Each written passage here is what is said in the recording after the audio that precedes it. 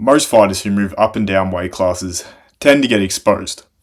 But today, I'm going to show you 10 fighters who thrived moving up and down weight classes. To start with, the dominant stocky guy, Daniel Cormier. Started as heavyweight, moved down to light heavyweight due to teammate Cain Velasquez holding the belt. Obviously, during his time as a light heavyweight, he had dominant victories and a very well-known rivalry with John Jones. But moral of the story is he won the belt at light heavyweight and then moved back up to heavyweight, where he then essentially won the belt, made history, and DC became the first fighter to ever win and defend 2 titles in different divisions. To be honest, I think his skills were playing him the better favour when he wasn't punishing himself to make the 205 limit, even though he did go down 2 times against Stipe before he ended up retiring. Next, we have Alex Poatan Pereira, middleweight to light heavyweight. Pereira had a good run at middleweight, knocking out big names like Sean Strickland, Jan Blachowicz, Israel Adesanya, where that victory against Izzy did win him the middleweight belt. But not long after, in his first title defense,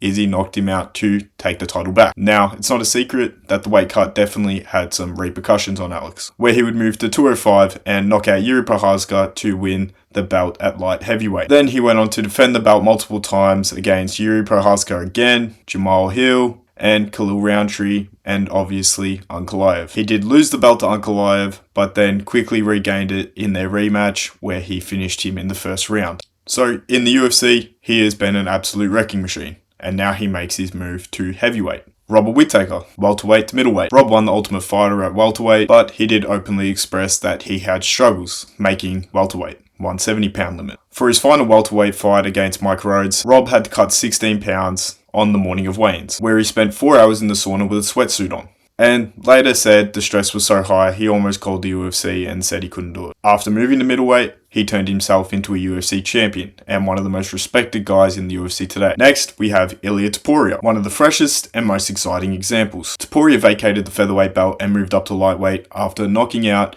Volkanovski and Max Holloway, admitting it was the first time he felt 100% because he wasn't having to cut so much weight. The result of this, he knocked out Charles Oliveira at UFC 317 in just 2 minutes and 27 seconds, where he would then become the 10th 2-division UFC champion, all while doing this while being undefeated. With back-to-back-to-back knockouts against Volk, Max, and Charles, Topuria has his seat set highly on the pound-for-pound list. The scary part is, he looks much better at lightweight than he did at featherweight, and he is only 29 years of age. Charles Oliveira, featherweight to lightweight. After 5 years of frustrating results and fans and athletes calling him a quitter after his fight with Max Holloway at 145 pounds, Oliveira then moved his full focus to lightweight at 155, where he combined the excitement that fans loved and constant wins, and eventually capturing UFC gold by beating Michael Chandler and building one of the best resumes at 155 that there is today. Now, he's a BMF champion after dominating Max Holloway at UFC 326, ironically against the guy he so-called quit against at featherweight, Anthony Rumble Johnson. Johnson went from welterweight to light heavyweight. He was reportedly cutting 55 pounds to make welterweight, which then essentially would take a massive toll on anyone. After committing to light heavyweight, he became one of the most feared knockout artists on the roster and came very close to capturing the title against Daniel Cormier on 2 separate occasions. Dustin Poirier, featherweight to lightweight. Losses from the Korean Zombie, Cub Swanson, and McGregor kept him away from gold at featherweight. Moving up gave him a noticeable laundry list of wins at lightweight, revenge knockouts over Conor McGregor, and multiple title opportunities.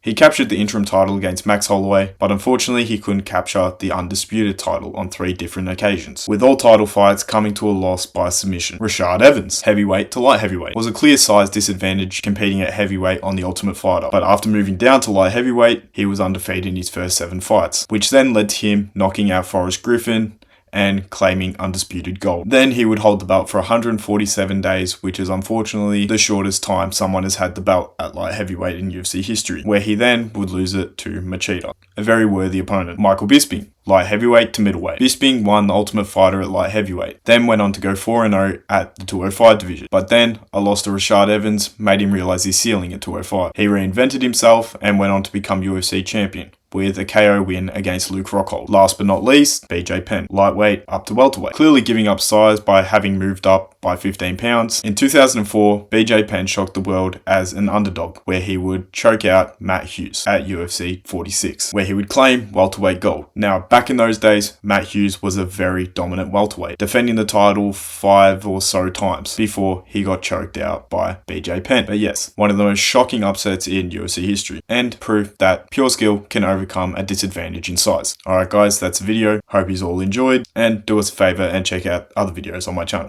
Alright, peace.